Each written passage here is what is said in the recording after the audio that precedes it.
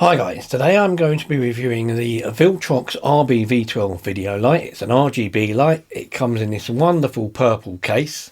In this review I'm going to talk about this light, why I've got it, if I need it or not, and I'm also going to compare it with some of the features on my Lume Cube Panel Go's which I've got, just to see the differences on certain features. This is an RGB light, so there'll be some things that this can do that they can't, but I want to compare the two together and we'll see that out in a field test as well.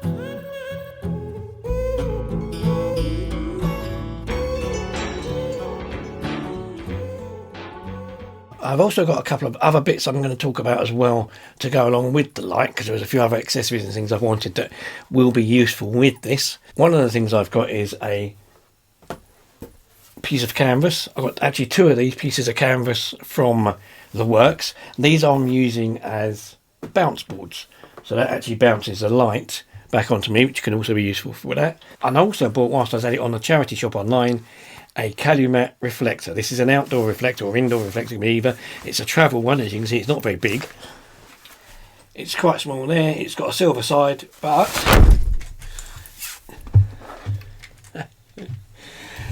when you open it up, it's enormous. So it's got a nice silver side one side and a bright white side the other. And it's got a little hook thing holding it. So this is going to be very useful, again, with that light, for other features and also for some of my watch reviews, hopefully. Okay, so we're going to have a very quick look at the box. I only want to quickly show you what's in there. You've got a picture of the unit on the box. Inside you've got, that's our light. Take that out. We've got an instruction book with some details on how it works and things like how to get the app and stuff like that. We've then got a tripod mount adapter, which actually goes to a hot shoe, so you can put this on a hot shoe on top of a camera if your camera's got a flash mount, and then connect your light, and you've got these little adjustment bits here and there. This will probably go in my bag of accessories because I don't need it to go with this. And then you've got a lead, and that's it really. Not a lot in there. As I said, I may not keep all of it in there. So, the light itself, it's a big light compared to the others. I mean, it's a funky looking thing with this nice sort of cyber style look of it, the purple and the green, but it is quite a big light. And I mean big compared to, say, the Lume Cubes. Obviously I've got the Lume Cubes. The Lume Cube Panel Go, that's with a diffuser, and the Lume Cube Panel Go is still quite a bit smaller. If you take the diffuser off of the Panel Go, it's really thin compared to this thing. But this is only a bi-colour light, which means this is only white, just varying shades of white. This is RGB, so it's varying shades of every colour you can possibly think of, and lots of different versions of white as well. But obviously being bigger means it weighs more. The Lume Cube weighs 172 grams with the diffuser on it. Without the diffuser it's 134. This one, as it stands, weighs 273 grams. So it is quite a chunky thing. One of the things with this, as I've just said with the Lume Cube does come with a diffuser you can put over it. This has sort of a built-in diffuser to it, but you can't take this off. This is fixed. When you look at the Lume Cube's also got a very similar white face. They're roughly the same sort of size squared, so the actual light surface is about the same, which is why I wanted this one. Didn't want to get any bigger, didn't want to go smaller, so it's about the same. But as I said, you can't take the diffusing panel off of this, and you can't add one to it. Now I have got diffusing stuff sort of that could go over it. I've got things that are in the bag with the Calumet now. So I've got these things which are designed for lights for NomNom watches, so I could use one. I've actually got two of them, so I could use one or two of these over this to diffuse it if I really wanted to diffuse it. There's a lot of different features and ways of running this thing, and it has a lot more control and versatility to it than, say, the Lume Cube ones do. One of the nice things about this one is its controls. You've got a very good switch on the side. Now I mean good switch, it's just literally an on and off switch. Switch it, on and off. It's got a USB-C port for charging. You've got a 1/4-20 thread for a tripod. You've only got one on one side, you haven't got it on both sides. And then you've got the controls on the back, and then you've got a couple of magnets sticking in the back as well, so you can stick it to any metal surface, which is really, really useful. The reason I say about the on and off button is on the Lume Cubes, you've got an on and off button on the Lume Cubes, and you've got a little wheel. The Lume Cubes, you have to press and hold this in. You've got a display, and you adjust the brightness with this wheel. Press the power button in and it adjusts the colour temperature, and then press and hold it to switch it off again. So this one, once it's on, I've got the buttons on the back.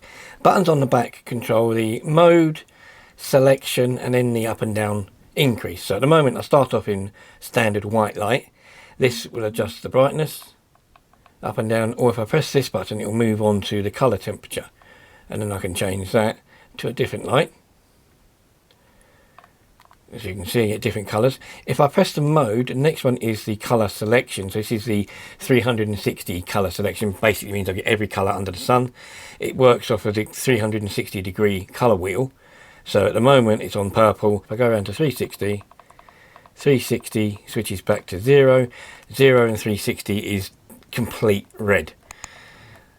I can still adjust the brightness on this one if I want to go back up. The next one comes in an RGB colour selector. So I've got red, green, blue, yellow and white. I go to the next mode. This is flicks through colours. This is quite a nice one because you don't have to pick the colour. You just go onto this and it will just flick through a whole range of preset colours, which is quite nice. And then I've got the special effect mode. Special effect mode, I can adjust different types of effects and I can adjust the speed at which those effects work. So it's all quite simple and easy to use, just a case of pressing these buttons. So this one goes from 2500 Kelvin right up to 8500. So the light spread for just white is from sort of like a very, very yellowy sunsetty colour to a very, very bright ice bluey colour. So that's a massive range compared to the way of the lume cube. The lume cubes go from 3200 to 5600, so they only got, I mean, it's the usual colours you need, the colours that you'd want to use. I use most of the time for things like this video. This is on 4200, so which is a daylight sort of colour, so that's about right. You don't want it to go silly, so they've got a good range of colours and it's a nice spread, and again, as I said, with a nice diffuser. There is reasons for that weight. Some of it is a lot more gubbins inside it. It has a lot more power. This is a 12 watt light, whereas these are around 9 watts. So there is more power, which means it's going to give it a brighter light. It's also got a big battery in it. As you can see the weight and the size, that's because this has got a big battery in it to run that extra power. In fact, amazingly, they actually say that this will last 5.2 hours on its full charge. Obviously not at full power 100% because it is bright, but 5 hours is very good. When these, realistically, the lume cube's probably only about 3 hours, 2.5 to 3 hours maybe. One thing you'd normally worry about with lights that last forever is overheating. That's also why this is big. It's actually got vents all the way around it. So it's actually got a vent system all the way around it to let air flow through it to stop it overheating. So in theory, what I've read, and I haven't had any issues so far myself, this thing doesn't overheat. It runs for as long as you want it to run, and it stays at the same temperature because it's got all these air vents and it's well designed inside. Now, the strange thing is, this does have an app. Looked online, there's a thing in the book and there's a thing online about the app. It doesn't seem to work with Android phones. I tried it. It's only designed for very weird phones. I couldn't find a phone it would work on, and I couldn't see anything for the Apple Store either. So, although there is an app to control it, which would be quite handy because the lume cubes unfortunately don't work remotely. They have to be done there and then, not like the square lume cubes which are Bluetooth.